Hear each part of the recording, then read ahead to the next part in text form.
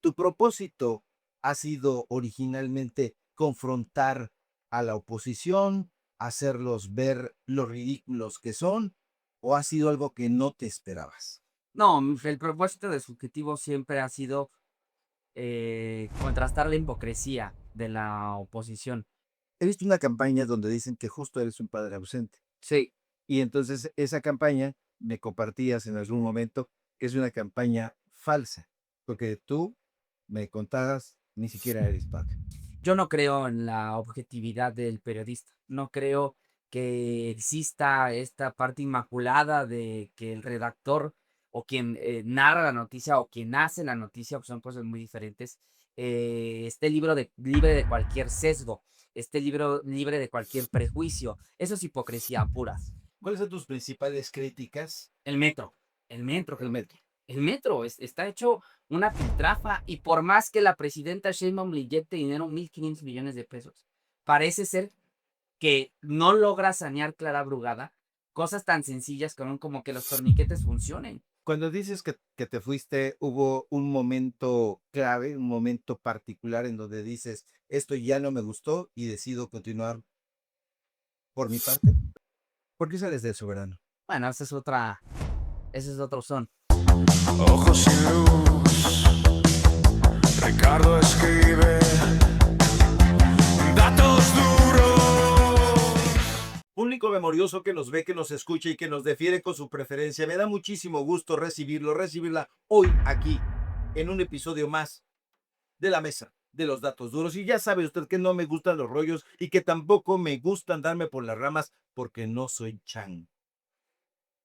Y sin más preámbulo, me da mucho gusto recibir en este espacio a Máximo Allende. Gracias, Máximo, Ricardo, maestro Ricardo, gracias por la invitación. Muy bien, feliz de estar aquí.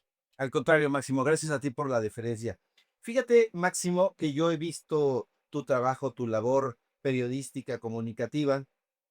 He visto las entrevistas que has hecho a ras de piso en marchas, en manifestaciones y que has esgrimido un gran conocimiento de lo que es el movimiento de la transformación y que has incomodado a varios personajes. ¿Tu propósito ha sido originalmente confrontar a la oposición, hacerlos ver lo ridículos que son, o ha sido algo que no te esperabas? No, el propósito de Subjetivo siempre ha sido, contrastar la hipocresía de la oposición, pero no solo de la oposición política, me refiero a los medios de comunicación, que son otro tipo de oposición.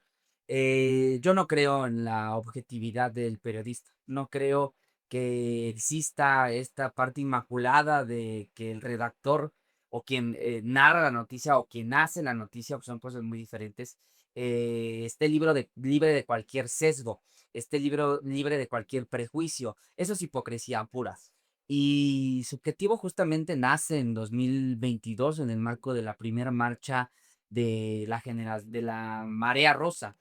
Nace porque, bueno, a mí me indigna, estos encuadres de la derecha, de Foro TV, de N+, de Milenio, todo el AMPA del periodismo, donde se hablaba de una ciudadanía, de una efervescencia ciudadana, se hablaba de gente independiente, objetiva, libre de cualquier sesgo, que tenía como intención luchar por la democracia. El INE no se toca, era lo que pregonaban. Voy a esa marcha a documentar, sin mucho conocimiento del quehacer periodístico, tengo que decirlo, más bien, basado en la experiencia que uno tiene como profesional de la ciencia política y de la comunicación, a documentar lo que, sucedía, pero desde el punto de vista del ciudadano de veras, del pueblo, no del AMPA del periodismo, porque el AMPA del periodismo grababa a los ciudadanos indignados con una, causa que me parecía ilegítima a partir de una reforma electoral, pero no grababa la esencia de la marcha en sí misma, el racismo, el clasismo, la xenofobia, es la desinformación, el odio, la, amlofobia, la pueblofobia de los que acudían ahí. No se daban cuenta de que era un mandato de la gente que sí exigía y sigue exigiendo una reforma electoral y fin de los privilegios. Entonces, sí, Subjetivo, Máximo Allende, nuestra labor, tiene como objetivo sí contrastar a la clase política, pero principalmente a los medios de comunicación. Cuando tú fuiste a esta marcha, lo hiciste motivado esencialmente porque querías informarle a cierto sector de la población y de ser así, ¿a quién querías llegar? ¿Quién era tu auditorio? ¿En qué pensabas? La verdad es que fui a esa marcha porque en aquellos días, en 2022, yo era coordinador de comunicación social en la representación de Morena ante el INE. Y con mis jefes, Eurípides Flores y Mario Yergo, siempre se una muy buena relación, pero a veces, no voy a decir que ellos, pero alguien me chinaba, ¿no? Con que yo muy chingón con las redes y siempre jodiendo con que hay que hacer esto, hay que hacer lo otro, esto es aquí, esto es allá, el encuadre, hay que publicar ahora para que tenga un efecto, bla, bla, bla. Entonces me decían, la verdad es que me picaron la cresta con alguien, no voy a decir qué, pero alguien me picó la cresta con el decir, es muy chingón porque no tiene seguidores ni fuera de mí. Y eso me dolió, fíjate, me caló mucho, porque justamente yo siempre en mis cargos creo que un coordinador de comunicación social tiene que ser discreto, tiene que estar tras bambalinas, tiene que operar la nota, tiene que operar con los periodistas, pero nunca debe de ser la nota y nunca debe de tratar de aprovechar el cargo para él posicionarse como un actor político, como un actor relevante dentro de la vida pública, porque un coordinador de comunicación social no es eso. Lo que debe de brillar es la institución y en todo caso el discurso del titular que esgrime en una plaza como lo es el INE. Entonces sí me indignó, estaba la coyuntura de la reforma electoral y decido acudir primero motivado porque quise autodemostrarme que la estrategia, que los encuadres, que todo esto que uno hace dentro del quehacer profesional en el ejercicio de un cargo público podía aplicarse también a una especie de reportaje de cargo, ¿no? Entonces acudo motivado por eso y luego cuando estoy en el lugar, en el sitio, cabrón, o sea, las declaraciones de las personas me dejaron anonadado, o sea, era odio puro, era desinformación pura, era que si éramos marxistas, estalinistas, que si éramos satánicos, que si quienes promovíamos una reforma electoral buscábamos una dictadura, gente que le deseaba la muerte a López Obrador, o sea, brutal, cabrón, y eso no se veía en los medios de comunicación. Entonces, son dos cosas. Queríamos llegar a un público, sí, por supuesto, amplio, que simbrara la opinión pública. Ese siempre ha sido el objetivo. Y lo logramos en TikTok, videos millonarios, 5 o 6 millones de vistas. eh, y ahí nos dimos cuenta efectivamente que no solo le hablábamos a un público obradorista, sino que le podíamos hablar a todos los públicos, como hacen los medios de lámpara del periodismo, que hacen noticias presuntamente para todos. Porque la crítica más dura, digamos, o los que generaban tráficos, no precisamente eran los obradoristas no nos conocían, hay gente como tú que lleva años en los medios alternativos, Pedrero, Meme Yamel, otros personajes, ¿no? Llevan años. Nosotros por ósmosis aparecimos un día en redes sociales y los principales consumidores de nuestro contenido es la derecha. Es la señora de 60 años que se traga las mentiras de Latinos. Por eso a veces los encuadres que hacemos son un tanto, nos excedemos en la picardía porque sabemos que ese público de derecha nos ve y entonces les picaron la cresta para que reaccionen. Entonces sí, en un primer momento fue esto que te digo, un reto personal. Ya en sitio nos damos cuenta que había una mina de oro en términos informativos, en términos discursivos, en términos narrativos. La explotamos y bueno, pues aquí estamos. Naces con esta intención, eres simpatizante, si no me corriges y si no me equivoco, de López Obradorismo. Soy militante de la transformación. Eso significa que no solo creo, milito, confío y replico las ideas del obradorismo, sino también del segundo piso encabezado por la doctora Claudia Sheinbaum.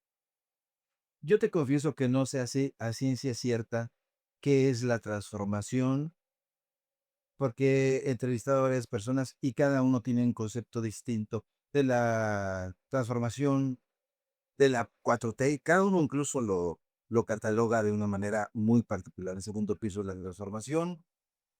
Y veo un movimiento que aglutinaba antes a los López Obradoristas, que ya hay quienes dicen, yo soy López Obradorista, pero no morenista. Yo soy morenista, pero no soy sheinbaumista. Y hay como algunas pequeñas tribus algo que no se percibía por lo menos tan visiblemente durante el sexenio del de Manuel López Obrador.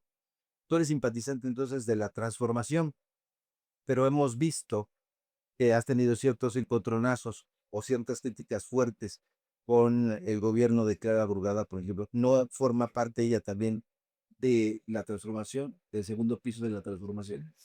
Yo defino la transformación, y yo invitaría a tu público y a quienes se dicen obradoristas o a quienes se dicen militantes de la transformación como un servidor a que no se confunda.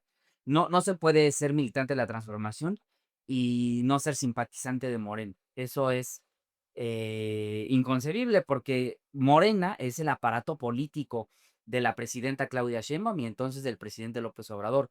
Si no se es morenista porque se está militando en el partido, se debe de ser simpatizante del movimiento y eso significa ser críticos de la dirigencia, eso significa cuestionar las decisiones que ahí se toman. Yo respeto y muchas veces he acompañado las críticas que se han hecho en las designaciones de algunas candidaturas, particularmente las plurinominales, porque no se puede, no te puedes abstraer del morenismo. Es que es tanto como decir, yo creo en la presidenta Claudia Sheinbaum, pero no creo en su secretario de Hacienda, o no creo en su secretario de Economía, o no creo en su secretario de Seguridad, Omar García Harfuch. Bueno, pues Luisa María Alcalde y Morena son una especie de gabinete ampliado donde efectivamente en el día de las elecciones 2027 todo el aparato político estará concentrado en Morena. El brazo operador de las elecciones es Morena, no es Harfuch, no es el secretario de Hacienda, no es otro secretario del gabinete legal de la presidenta o ampliado, es Morena. Entonces, yo de entrada diría, no se confundan,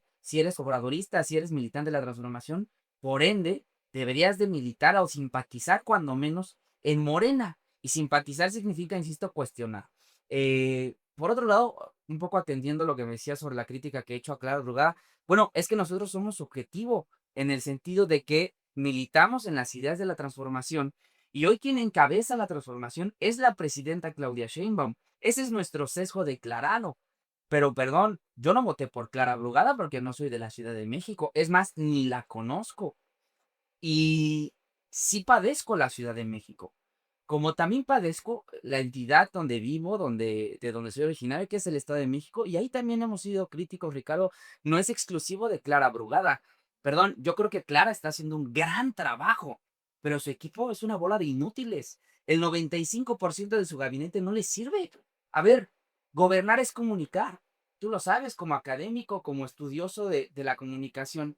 Sabes que la comunicación política es conflicto y claramente Clara Brugada no logra entender que ella está en el ojo del huracán y por ende, como está en el ojo del huracán porque es la capital, porque aquí está la sede de los poderes, porque aquí está la sede de los medios nacionales, tendría que tener un equipo que sea más del 10% de lealtad, 20%, capacidad, como decía el licenciado, ¿no? 10% capacidad, 90% lealtad. Cabrón, que le meta 20% capacidad, porque el secretario de Bienestar, la secretaria de Salud, la de Protección Civil, no solo deben de hacer bien su trabajo, deben de comunicar bien. ¿Ve lo que sucede en el gabinete federal? Tienes a un titular de Conagua, el señor Efraín. Cabrón, es un experto en la materia, pero aparte logra comunicar de forma efectiva. Tienes a, por ejemplo, no sé, Carrefour, experto en materia de seguridad, pero aparte es un buen comunicador. El que tú me digas. En el gobierno de la Ciudad de México no, parece que se tragan todos los sapos. Peor, se tragan los sapos y luego vienen los hechos. ¿Cuáles son tus principales críticas? El metro, el metro, El metro.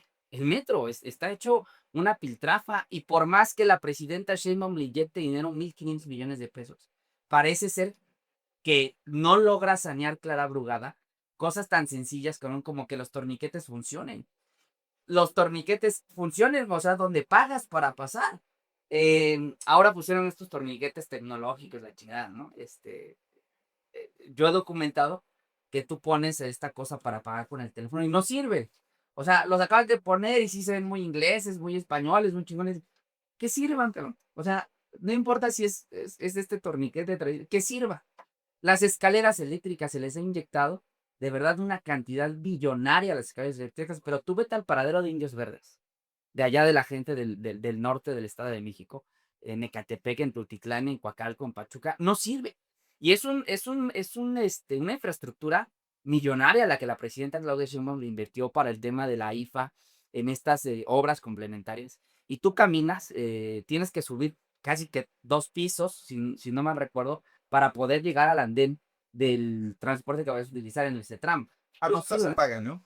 Incluso. Yo no sé si las apagan. Ah, bueno, a veces hay desquiciados, enfermos, mentales que van y le pican al botón, a los botones y ponen entonces la escalera en reversa y provocan accidentes. Y yo me pregunto, ¿que Clara Brugada, su equipo, no logra entender que ese tipo de cosas pueden suceder?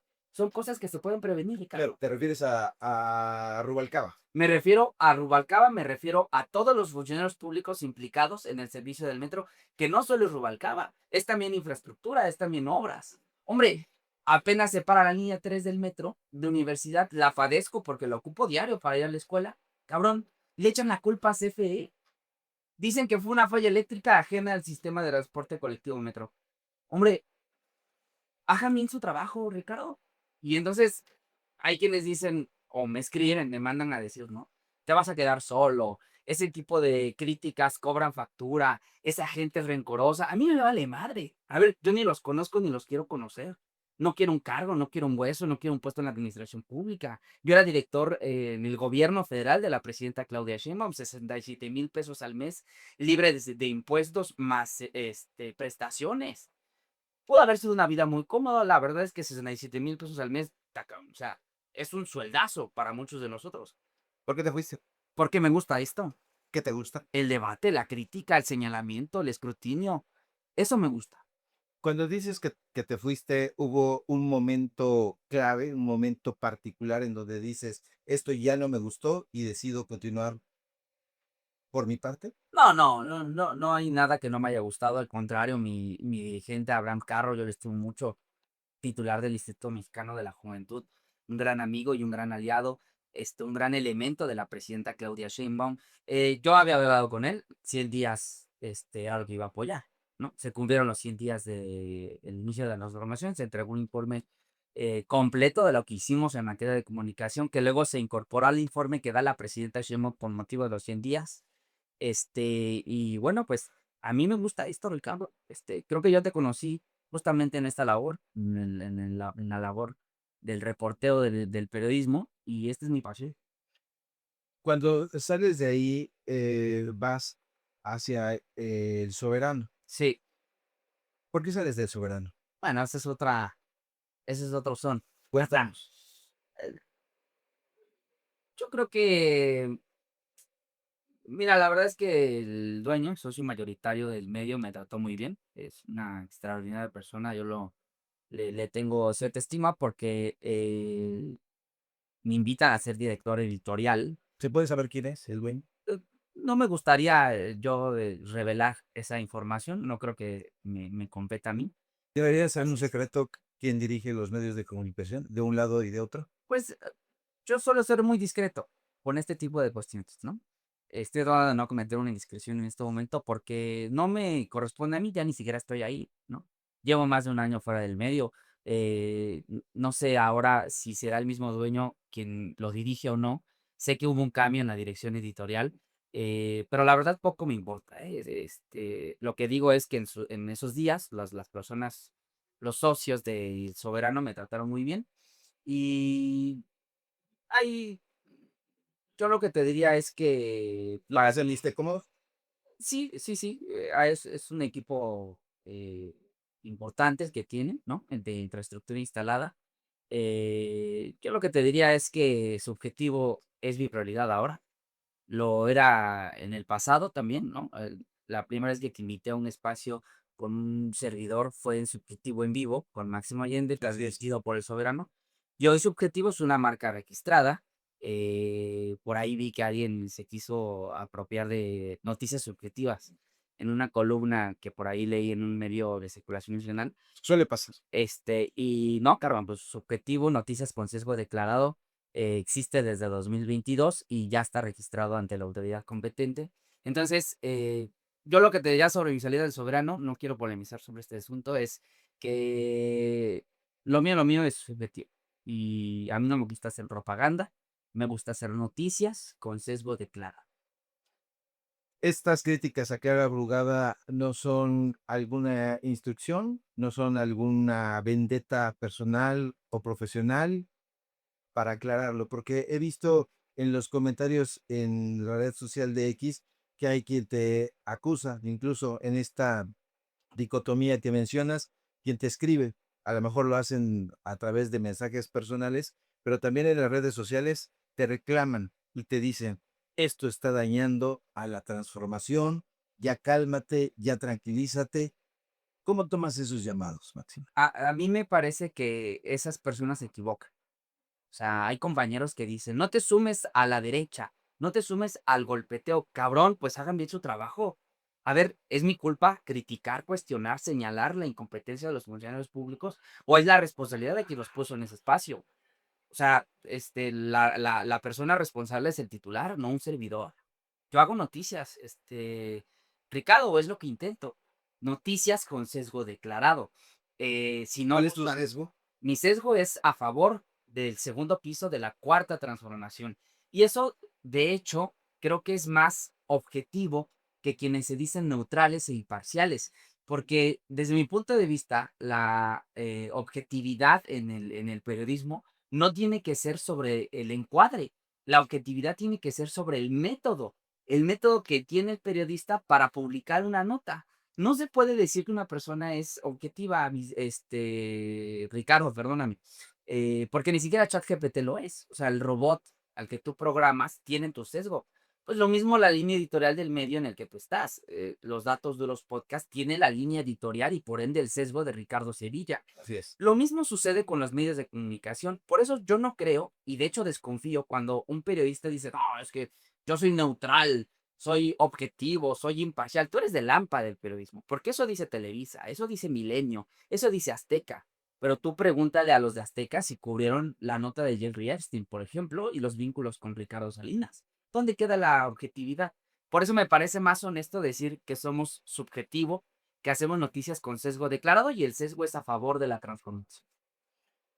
Máximo, cuando tú jerarquizas tus notas, tu información, evidentemente en esta subjetividad vas excluyendo. Lo hacemos aquí, ahí ubicamos a algunas personas, a otras no. A veces no es por animadversión, o a veces no es por motivos de execrencia, sino simple y sencillamente porque somos un equipo muy pequeño. Sí. En tu caso, ¿hay alguien detrás de ti? Cuando tú hablas del APA del periodismo, yo coincido plenamente con este punto de vista. Personajes del que tú quieras, de Universal, de Reforma, de Excelsior, de Letras Libres, de el que tú me digas, hay gente que acompaña económicamente. En los medios de comunicación independientes se ha hablado mucho de la transparencia. ¿Tú eres transparente con su objetivo? Claro, soy transparente cuanto, digamos, en términos de mi seguridad se puede. A ver, a nosotros no nos paga absolutamente nadie y se ha dicho que el gobierno federal nos financia, que compró las cámaras, que compró el estudio, que compró la pantalla, que paga el salario del joven productor.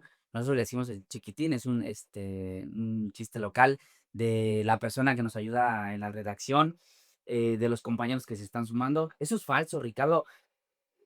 Tú sabes que YouTube paga y paga muy bien.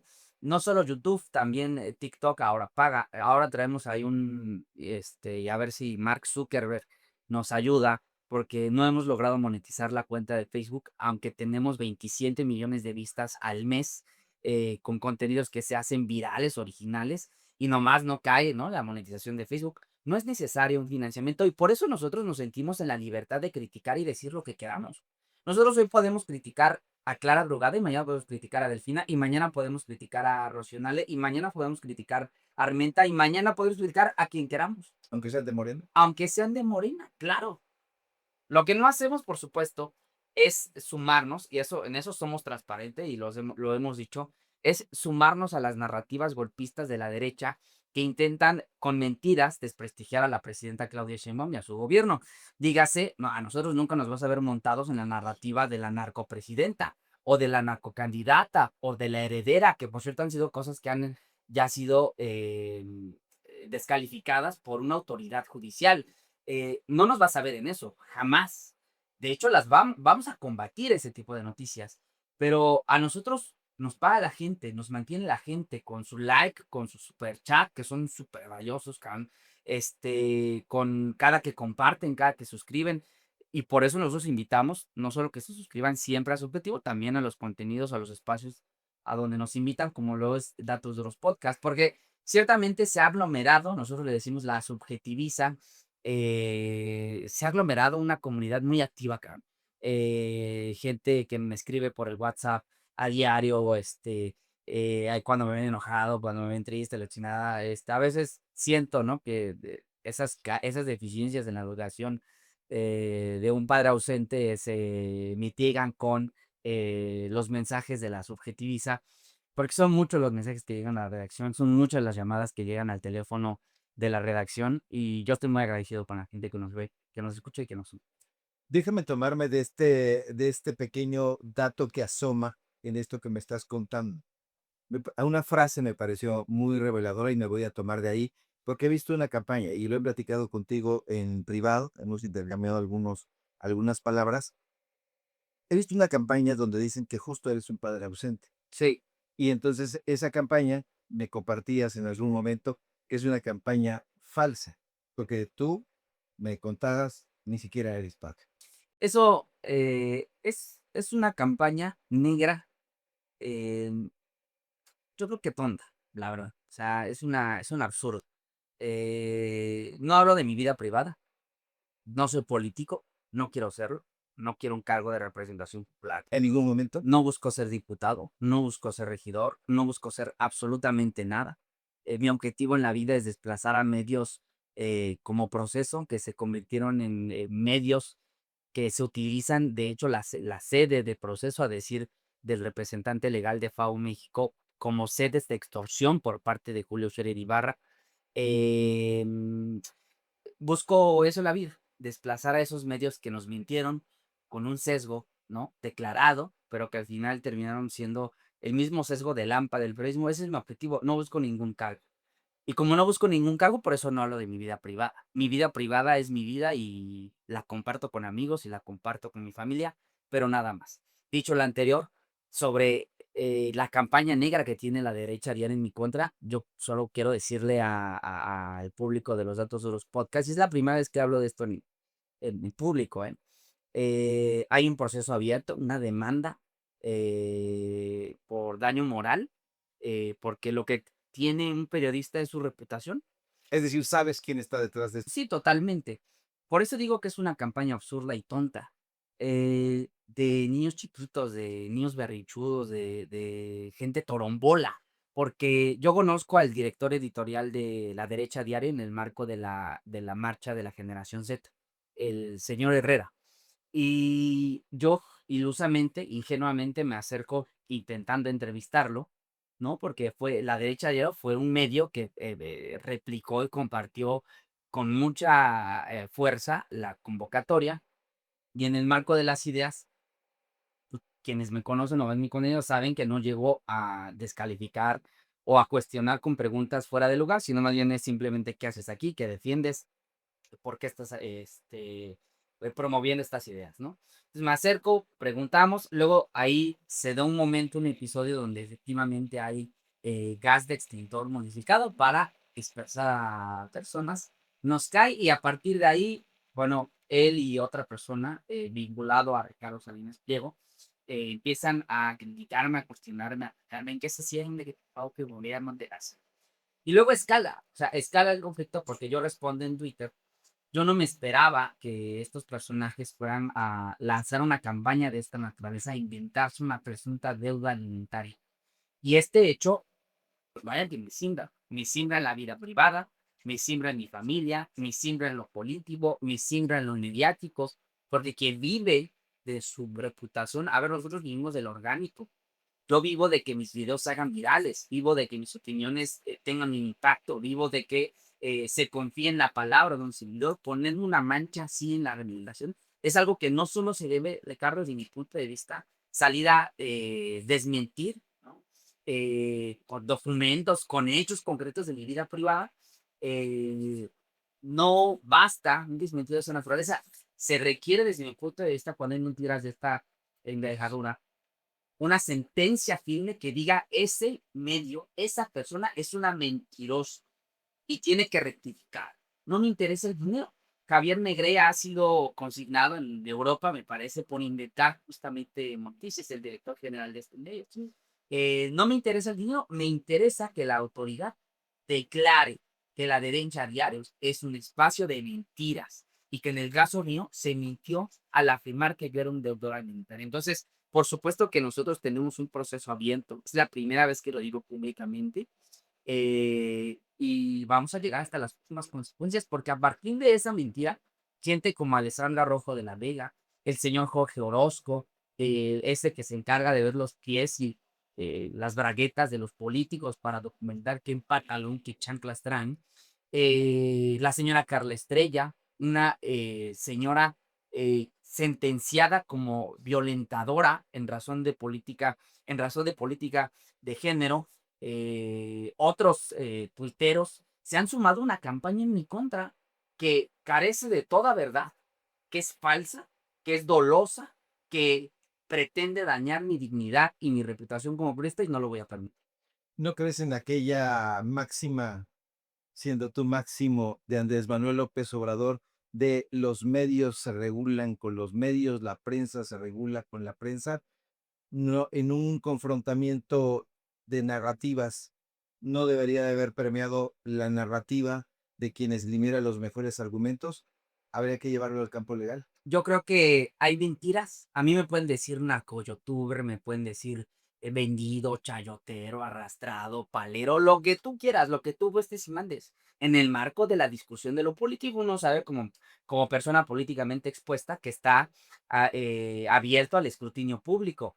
Pero la otra cosa, Ricardo, es dolosa, tiene un objetivo, tiene una intencionalidad, es desprestigiarme, es destruirme, es acabar con mi reputación y hay mentiras tan grandes, desde mi punto de vista, se lo decía también a la presidenta Claudia Sheinbaum en una mañanera, hay mentiras tan grandes que no basta con un desmentido.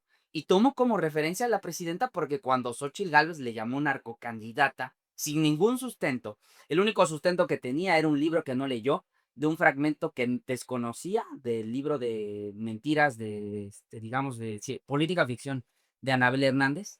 La presidenta gana ese litigio y se consigna a Xóchitl Gálvez como lo que es, una mentirosa. Bueno, pues en este caso, me parece que un desmentido en mis redes sociales, un comunicado, las actas de no deudor alimentario, bla, bla, bla, bla, bla, bla, bla, bla, no son suficientes, Ricardo. Se tiene que dar un ejemplo excepcional de que la derecha a diario, si quiere meterse al mundo de la información en este país, tiene que hacerlo con veracidad, porque puede tener un sesgo declarado como es ser la derecha a diario, pero el tener un sesgo declarado no te exime de ser veraz, de corroborar, de hablar con la verdad, aunque sea tu verdad. La verdad tiene que estar acompañada de hechos, elementos, con datos duros. Y eso no es eso. Máximo, de aquel director o coordinador de comunicación social que pensaba que iba a estar tras bambalinas, que no tenía que figurar, a este Máximo Allende que hoy la gente conoce y reconoce, ¿qué recorrido has hecho? Y dices, bueno, un coordinador de comunicación social no tiene que ser la nota, pero hoy estos medios de comunicación, estas empresas que yo les llamo medios de comunicación corporativos, están en el descrédito. Si tú ves una nota de que venga firmada por N más o por Televisión Azteca o por cualquier medio de estos, la gente la rechaza. Pero si viene el sello de Máximo Allende o de Manuel Pedrero o de alguno de los comunicadores de esta nueva temporada, llamémosle, es distinto. Entonces, tú ya te has convertido en un referente. Ya no quieres estar tras bambalinas. Ya es distinto ese ex coordinador o director de comunicación social que tenía que estar haciendo el trabajo tras bambalinas a este que ha tomado el micrófono y que dice, esto es lo que yo le informo con mi estilo, con mi personalidad, con mi temperamento.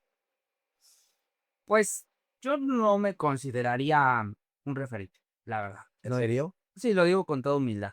Yo siento que todavía tengo mucho que aprender. Recién hablaba con eh, Vicente Serrano y yo le decía que a diferencia de él, a diferencia de otros youtubers, yo no llevo 10 años en el medio, ni 5, cabrón, ni 3. O sea, su objetivo tiene de operando 24/7 como un esfuerzo informativo, como un medio de comunicación, tiene si acaso 10 meses, ¿no? Una vez que yo salgo del Soberano, despego su objetivo como una marca propia y personal, que luego fue sumando a compañeros de la universidad, es la verdad. O sea, el equipo de Subjetivo son gente estudiada, gente educada en la Facultad de Ciencias Políticas y Sociales de la UNAM, que afortunadamente conocí en la especialidad. Entonces, de pronto, Subjetivo tiene un antes y un después, porque antes era yo solo y ahora hay elementos capacitados. Cabrón, que si yo hacía una cosa, estos hacen 10. Entonces, como hay técnica, como hay teoría, como hay sustancia detrás de lo que hacemos, yo creo que tenemos el éxito ahora que tenemos. Y por eso vivimos del orgánico.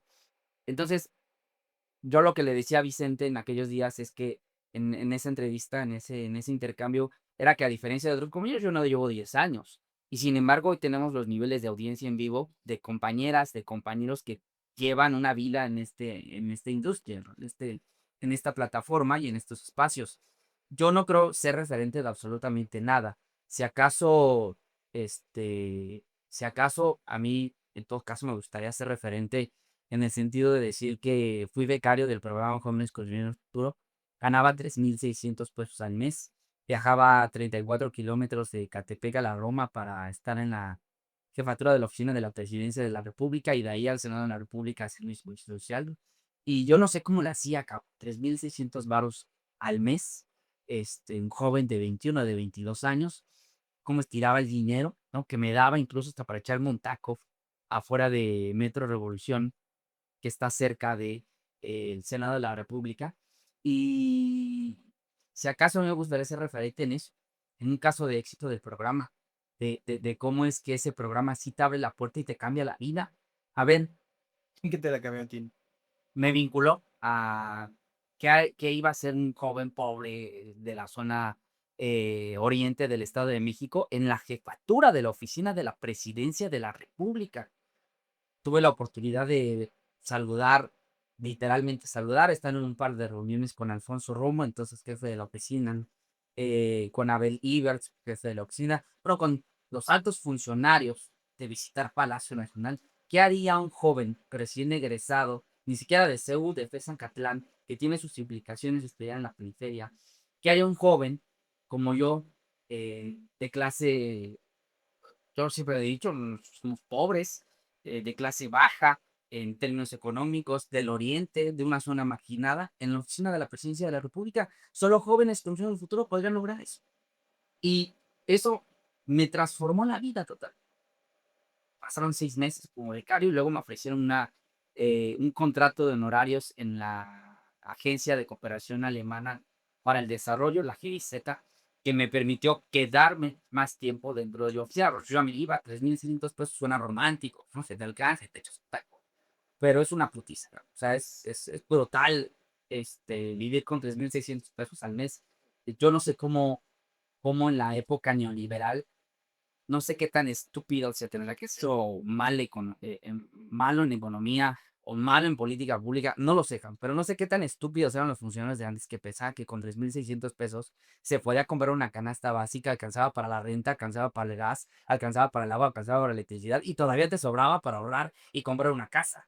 Era brutal. Entonces yo ya me iba y en ese entonces mi jefa, Gemma Santana, me dice, no, no, a ver, espérate, hay que ver qué hacemos con la Heysent. Afortunadamente se da este contrato y me pude quedar ahí. Eso me cambió la vida radicalmente y yo estoy muy agradecido por el programa. Entonces, lo que digo es, yo no creo que sea referente en temas de comunicación, creo que sí somos ahora, por lo menos en lo que yo he visto dentro de los compañeros de los medios independientes, sí somos los únicos que decimos que hacemos noticias con sesgo declarado y defendemos esa posición desde una postura ideológica, pero también teórica, podemos dar el debate, porque insistimos en que el método del quehacer periodístico de la noticia es objetivo, o sea, la revisión, la verificación, el encuadre, la jerarquización, eso es objetivo, es un manual, es algo que existe, es algo que se enseña en el aula, pero el sesgo, el encuadre, la intención, el efecto que se pretende no puede ser objetivo. Siempre está permeado por el prejuicio, está permeado por la narrativa, está permeado por quien encabeza el medio, ¿no? Entonces, eh, referente, no, yo solo quisiera hacer, digamos, por el público que nos ve y que nos escucha, puesto sobre la mesa con un caso de éxito de este programa. ¿Eres un hombre exitoso, Máximo? No sé qué consideres tú como éxito. Acabas de decir que eres un caso de éxito. Un caso de éxito de una política pública se califica así cuando se logra el objetivo deseado, para lo cual fue diseñado. En este caso, Jóvenes Construyendo el Futuro tiene dos objetivos: capacitar para que te empleen o que te empleen. Y en ambos casos me parece que la hipótesis de la política pública se cumplió, por eso me considero un caso de éxito de Jóvenes Construyendo el Futuro. Una persona exitosa, a ver, pues yo estoy echando a andar un medio de comunicación totalmente solo, yo y mis compañeros de la universidad, ¿no? A veces nos sentimos como David contra Goliat, porque hay medios inmensos como lo es los Reporteros MX, que yo cito como fuente de fidelidad, de dedicación, de referencia, cuando hay momentos de incertidumbre, ¿no? Sobre notas, por ejemplo, recuerdo que para el caso de cuando cultivaron al Mencho, pues había mucha especulación. Y uno de los medios que consultamos era los Reporteros MX. Dudo de Milenio, dudo de Azteca, dudo de otros medios, pero no de los Reporteros MX.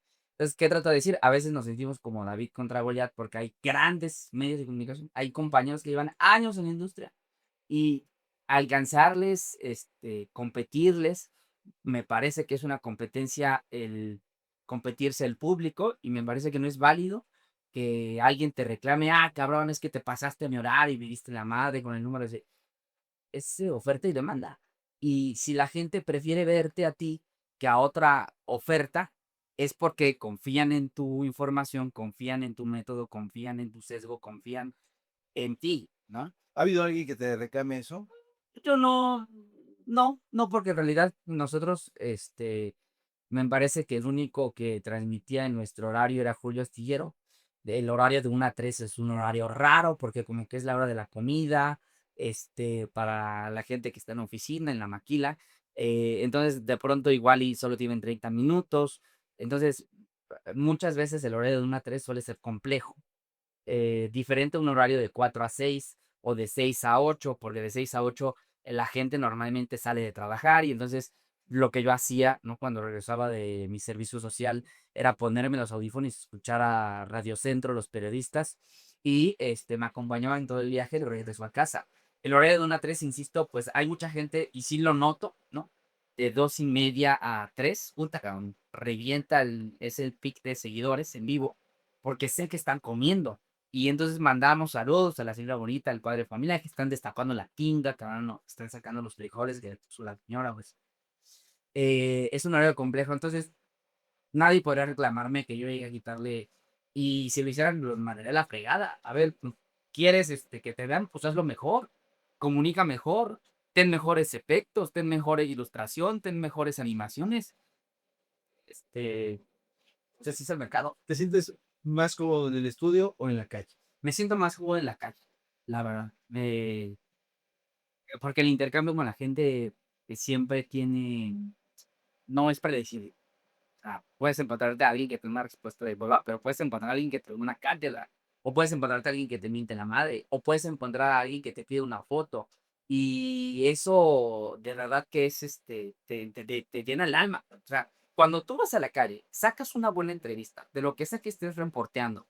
El efecto, digamos, el sondeo que estás haciendo, quieres un efecto, quieres dar un efecto con ese sondeo, pero logras algo totalmente diferente. Cabrón, o sea, eso es solo oro molido. no solo para un servidor, para el equipo, nos gusta mucho el territorio.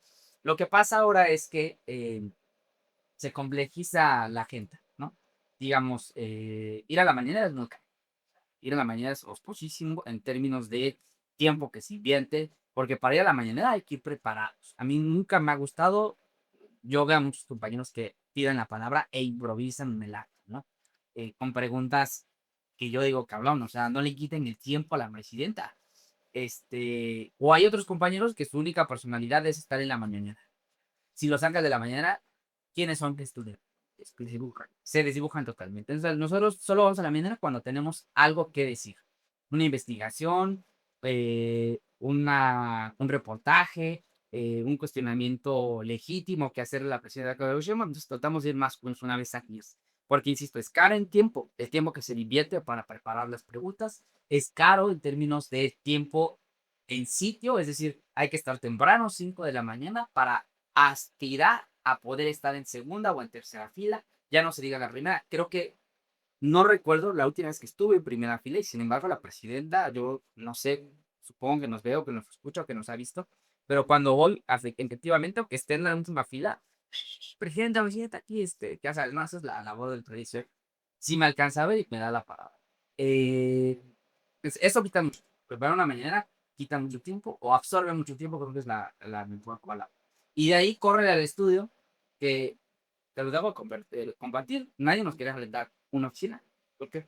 Porque, cabrón, ¿qué es su objetivo? ¿Ustedes quiénes son? ¿Cómo nos van a pagar? No nos pidan que nos sumemos al proyecto, ¿no? La dueña del lugar donde estamos, la verdad es que es muy simpática. Y decía, no me pidas que me suba un proyecto, ¿no? Oye, creadores no entienden de política. Y no nos querían rentar porque para rentar en Ciudad de México es un calvario. Que el aval, que el depósito, que los 3 depósitos, ¿no? Tuvieron que dar 3 depósitos de garantía. Estaba en la Ciudad de México. Estamos en Ciudad de México, efectivamente. O sea, complicadísimo. Y entonces nos fuimos hasta lo más remoto de la Ciudad de México, ¿no? No estamos en un área céntrica, pero porque fue el único lugar que nos abrió la puerta. ¿Por qué en la Ciudad de México? Para la comodidad de los invitados. Sí, sobre todo porque aquí se asientan las sedes de los poderes. Entonces, si tú quieres un invitado del Senado, de la Cámara, inclusive del Poder Judicial, es más fácil ir, sí a las lejanías de la Ciudad de México, pero al final del día a Ciudad de México, que ir al Catepec. Yo no descarto que sí, sí, yo no descarto que algún día podamos trasladar el estudio de Catepec. No, sé que hay compañeros que así lo hacen. Sus ciudades natales. El Chapucero puede estar sin problemas en Ciudad de México y lo hace desde Tabasco. Vicente Serrano también podría sin problemas. Creo que en algún momento lo tuvo, terminó un estudio en Ciudad de México y lo hace desde su casa en Sonora. Yo no descarto algún día Campechaneando, bueno, en Campeche. En Campeche, yo no descarto algún día regresar a Ecatepec, porque se dicen muchas cosas del municipio, pero ciertamente la gente es muy cálida. De pronto sí creo que ha hecho falta una estrategia para reintegrarnos como sociedad, porque a veces es real que tú vas caminando en la calle y ves a tu vecino del otro lado de la banqueta que viene su tipo, pues digo, no está mal eliminado, no sabes que es tu vecino, y te cambias de banqueta o te esperas o te das la vuelta. Y eso se resuelve con iluminación, y eso se resuelve con política pública que lamentablemente no, yo no sé a veces qué pasa con la gente, ¿no? Es como de cabrón, todos quieren cargo a la presidenta. Bueno, ya está bacheando, ¿por qué no te pones a iluminar que para eso te paga? En fin, si algún día espero regresar. Por cierto, que te veo muy entusiasmado con la alcaldesa de Catepec. Yo creo que está haciendo un buen trabajo. Sí, lo está haciendo. Sí. ¿Qué piensas de estos señalamientos de vínculos, probables vínculos con la Choquis? ¿Es una campaña negra, como ella dice? Yo creo que si la Anchoquiza estuviera en Ecatepec, no se estaría desarticulando. Y nosotros le damos seguimiento a la fuente de Ecatepec porque ahí vivimos y nos interesa que le vaya bien en Ecatepec. Y lo que nosotros hemos dado cuenta es que cada vez se desarticulan o call centers de la Choquiza o se detienen a X cantidad de gente involucrada en la Choquiza o se desarticula recientemente un C4 que repetía la señal del C4 de Ecatepec a un C4 clandestino. Y yo pienso, hablando de los hechos, si Azucena Cisneros estuviera vinculada a la Choquiza, ¿por qué lo está desarticulando? ¿Por qué está desmantelando este grupo delictivo? Podría ser un asunto de narrativa o de taparle el ojo al macho. Lo cierto es que si es taparle el ojo al macho, pues que lo siga haciendo, porque, insisto, ese C4 en venta de Carpio estaba articulado con herramientas del gobierno anterior de Fernando Vilchis, hoy diputado federal del PT. Las cámaras, las computadoras, el centro de mando que tenían en ese espacio en venta de Carpio, se pagó con dinero público. ¿Cómo se permitía eso en el pasado? Bueno, pues hoy no se permite. Y aparte, digamos, a Ecatepec lo cuida la Marina. Es algo que no se ha dicho, fíjate. O que no se ha dicho con tanta fuerza. Yo ahí le diría a mi paisana que le eche más ganas para comunicar que no hay, o sea, hay una dirección de seguridad pública y vial en Ecatepec, sí, pero quien manda es la Marina, por el Comando Único del Oriente. Y la verdad es que yo no diría que Ecatepec está mejor o que es perfecto o que va saliendo de la declive en la que ha existido desde siempre, pero ciertamente sí se ve diferente el México. O sea, tú vas, transitas en las avenidas más transcurridas, dígase la 30-30, donde antes se hacían los grandes conciertos y demás. Cabrón, la reencarpetaron y la iluminaron. Y eso, este, aunque los detractores no quieran verlo, es imposible no verlo. Vas a la vía Morelos, la volvieron a hacer de orilla a orilla, de extremo a extremo, ya están en la parte de San Cristóbal. Es algo que nunca se había hecho. Vas, bueno, o sea, hay cosas que sí se están haciendo diferentes. Yo la única crítica que le haría tal vez a Azucena Cisneros es que, eh, aunque lo ha hecho, aunque ha expuesto, aunque ha compartido nóminas de pagos millonarios a exfuncionarios del gobierno de Fernando Vilchis, es, cabrón, es que no basta con presentar las pruebas, presiones. Fernando Vilchis tiene que estar en las cárceles. Esta vez la única crítica que le haría a Azucena Cisneros. Máximo Allende, sé que tienes que correr, ojalá no sea la primera y la única ocasión que visites allí los datos duros. Vamos a estar muy pendientes, como siempre, de tu trabajo. La verdad es que yo te vi en las calles, me gusta mucho lo que haces. Creo que eres un hombre de México, ¿te consideras un de México? Solo digo lo que pienso. No me guardo nada. No busco agradar. Y de pronto a la subjetiviza no le cae bien que critique a ciertos personas. Si tú criticas a Noroña, cabrón, se te va a caer la transmisión. 200, 300 personas se van a ir. Pero luego vuelven porque saben que en subjetivo hay debate. O sea, se prende el muro. Le dice la propia subjetiviza, lo bautizó como duro contra el muro. Entonces, volteamos y mentadas de madre, improperios y más y todo, ¿no? Porque no hay filtro. Entonces la gente le entra al debate, me mientan la madre. Yo no les miento a la madre, claramente, pero les contesto, ¿no? Con hechos y con datos. Y se da una especie de inercia ahí interesante. Entonces, no diría mecha corta, digo lo que pienso, digo lo que siento. Si a alguien no le gusta, aquí no es un problema, déjeme de ver.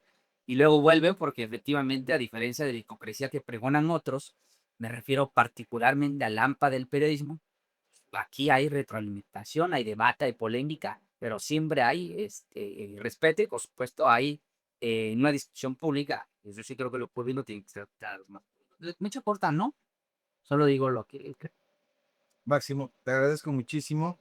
¿Dónde te busca el público que quizá no te conoce? Yo sé que hay mucha gente que te conoce, quien esté viendo el episodio sabrá quién es Máximo Allende, el trabajo, subjetivo, pero para aquellos que estén viendo por primera ocasión, ¿dónde? Pues a mí me pueden ver, escuchar y seguir todos los días de lunes a viernes de 1 a 3 de la tarde en Subjetivo con Máximo Allende. Ahí es nuestro noticiero, son 2 horas de intercambio, son 2 horas de risas, son 2 horas de noticias, son 2 horas de drama, son 2 horas de a veces catarsis, ¿no? Se pone muy bueno. Entonces usted cáigale de lunes a viernes de 1 a 3 y en todas mis redes sociales me encuentra como Máximo AM _. Ahí no, ahí no. Máximo, le agradezco Máximo, muchísimo. gracias por la invitación. Al contrario, gracias a ti. Público memorioso que nos ha visto, que nos ha escuchado y que nos ha deferido con su preferencia, continúe haciéndolo, por favor. Me gusta este término de Máximo Allende, el AMPA del periodismo. Están ahí, ya se están disfrazando. Antes hablaban de los youtubers, los despreciaban, decían por lo menos de dientes para afuera, pero hoy ya tienen sus portalitos, hoy ya tienen sus podcasts. Estos lugares que supuestamente ellos execraban, pues ahora ya pues quieren venir a habitar. No los deje. Y si los deja, los véalos para que usted haga coraje, pero cuando quiera información pura y dura, ahí está su objetivo y por supuesto acá los datos duros. Nos vemos la próxima en un episodio más, ya sabe usted, de la mesa de los datos duros.